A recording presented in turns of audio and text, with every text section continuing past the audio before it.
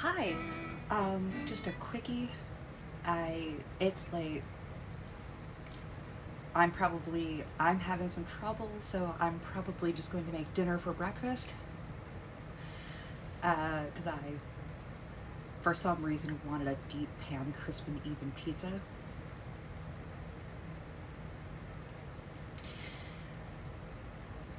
Possibly because of the fact that it's that time of year again when the joke, how did good King Wenceslas like his pizza? Deep pan, crisp and even, is being told, because there are some seasonal jokes like that get involved in the whole thing. While I'm at it, I'm gonna do my Rapunzel thing apparently, because I need something to do with my hands and don't really want to do makeup right now. Okay, so for example, you go to the neurologist and you're like, well, why does he need my weight? He's looking at my brain, for goodness sake. Well, yeah, and the nerves that go throughout your entire body, your spine, because all of those are in the field of neurology. And the weight can really, really help, especially when you're on certain medications for epilepsy. Certain medications like Topamax can act as an appetite reducer for 15% of the population, which sounds great, but is really, really tough, especially when a cup of coffee can fill you up and you're pretty much eating 500 calories a day because you literally do not have the capacity to put on any more. Or when you're getting massive rashes, some medications can cause your appetite to go up. This is not an excuse. So, keep up what you can. Your energy might go low, so you might have to work with them on healthy ways of getting your energy going, healthy ways of sleeping, which can be a fight, but remember that lack of sleep can cause more seizures. So if you're still watch for the nighttime. I almost said nocturnal events, but I realized what that sounded like, and then I said it. Right. Anyway, so watch that. Some things can go against each other and counteract. Some medications can cause, with this influx, you might gain weight because you aren't moving around as much because you're exhausted. You might also lose weight because you're not moving around much and you're exhausted, and so you're also not feeding your pie hole. This is not to say that this is just me talking. I don't mean this in an offensive way. Goodness gracious. But I tend to say I'm going to feed my pie hole in just everyday conversations. But I know that the proper terminology is sometimes you end up in a situation where you end up in a cycle of not being able to eat properly, or you are so hungry and me so hungry, me hungry hungry. Oh. And so you are just everything in sight because you can't help yourself. So there is that, and talk to your doctor about that too, and what you can do, like, how you can fulfill your food cravings healthfully. I don't recommend filling yourself up with water, especially if you've also got kidney issues, because you will be needing a pee every 5 seconds. But sometimes when you feel very, very hungry, what you are is actually thirsty. So maybe try both. Be really careful about the stuff that you put into your coffee. Coffee by itself is fine, but also don't drink too much of that because you can get slap happy and you might poo yourself if you drink way too much. Also, in some people, coffee can actually have the opposite effect and make you more tired. I tend to be one of these people on occasion. It all depends. The day have the Cubs won a tournament. Why do I keep bringing up the Cubs? I'm so sorry. Anyway, a pennant. Have the Cubs won a pennant. Things like that. But most of the time, your doctor will weigh you so that they can say, oof, gosh, there's something going on here.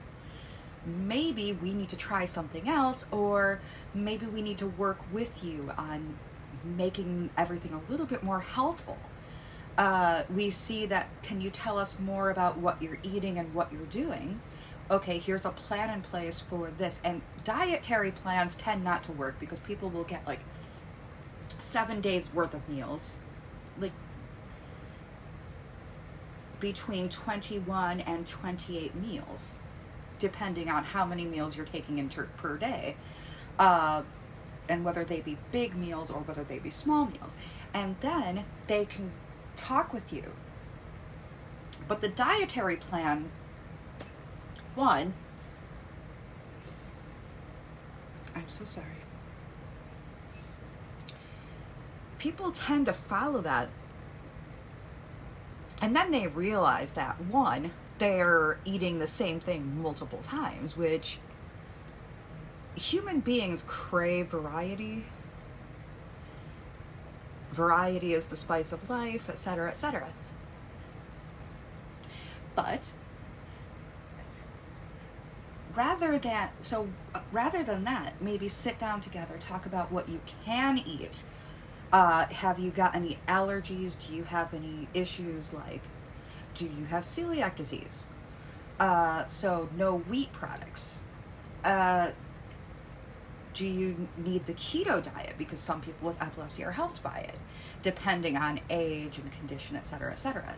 So coming from there, then your doctor might have you talk with other people who know more about dietary needs and can help you out there. But for the most part, it's getting together and figuring out what you can eat. And then, of course, maybe because variety is the spice of life, what would you like to try? Have you ever tried tapioca bread? I highly do not recommend tapioca bread, unless, of course, you need a puck because you have a hockey game going and someone forgot the puck, in which case tapioca bread, perfect. Need a new toy for the dog? It's indestructible, will not fall apart, tastes like crap. I highly suggest, however, making your own. Bob's Bread Mill, if you have a bread maker, makes a really, really good homemade wonderful bread. It's gluten-free, it's pretty fantastic, goes really, really well with melty cheese and tomato soup. If you have to be on a diet that is more carb-free, may I suggest things like add some vegetables to your diet, of course, but be careful with the starchy ones. Is there vegan keto? Yes. However, when I went to look into it, I found that I could only eat 5% of all the offerings. So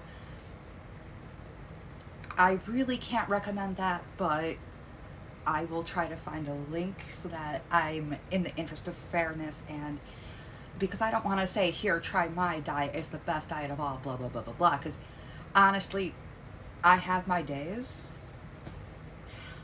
I had a soda recently. So following my advice to the T would be absolutely terrible. Do not follow my advice to the T in some respects. If I find something that works, I will be like, yo, check this out. Does it work for you? Because not every single person can be helped by every other thing. Medication.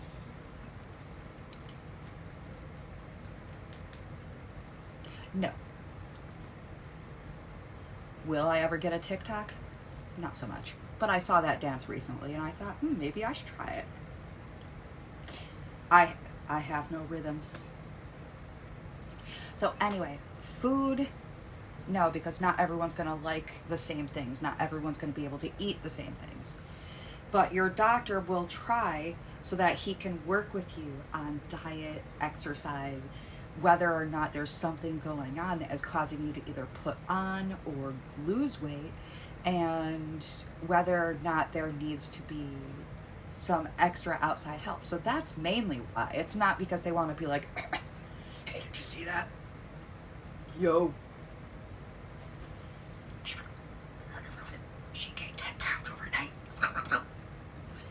And if they are that way, tell them where they can go. Bye. But for the most part, they're just going to be like, okay, so how can I help you? And if you have a bad relationship with your own body and perhaps old issues with an eating disorder, they can also work with you on that. And I'm pretty sure that if asked, they can weigh you backwards in certain situations where they know it might not be good for you to see the number. For example, in ED situations. However, it's probably a good thing because, one, many medications start the doses using a 150-pound person as the median. So you can go from there. You know, you might need less because of a certain weight. You might need more because you're over a certain weight. So on and so forth. Yes, there are jerks out there in the medical profession. And if you meet one, you need to leave them. Find someone else. Ask your friends, yo, do you know anyone good? And yes, you might have to wait, but it might be worth it to actually ask your friends if they know someone good. Also communicate. Don't be afraid to stand up to people. And I have had people all my life, no, you should listen to the nice doctor, man. Okay, first of all, you are a human being. You will disagree on occasion. You will get mad, especially if you're not being treated properly. And that's okay. If you feel like you are at risk, if you feel like you're not being heard, it is okay to say, no, hi. You're not listening. You are not hearing me. First of all, come see this rash. Looking pretty, huh? Or, excuse me, but my kidney is in my ears and it is throbbing. Or that's what it feels like, because, you know, kidneys don't actually go there. But so do something about this before the problem gets worse and I need to have it taken out. And so on and so forth. But for the most part,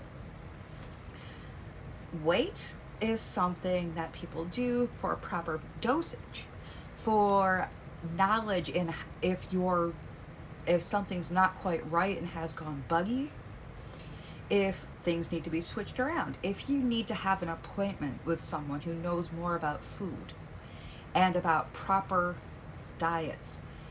And I'm not saying that if you have a can of soda once in a blue moon that you failed. No. It's okay. Have a soda. In fact, enjoy that soda. Put it in a pretty vintage glass, you know, make it nice and icy cold. It's okay not to eat like Jack LaLanne every single time, every single moment. Well, while you're at it, don't listen to those old ads about how soda can help you drop weight, because wowza. There's also ads, apparently, where if you mix 7-Up in milk, the baby will just love it.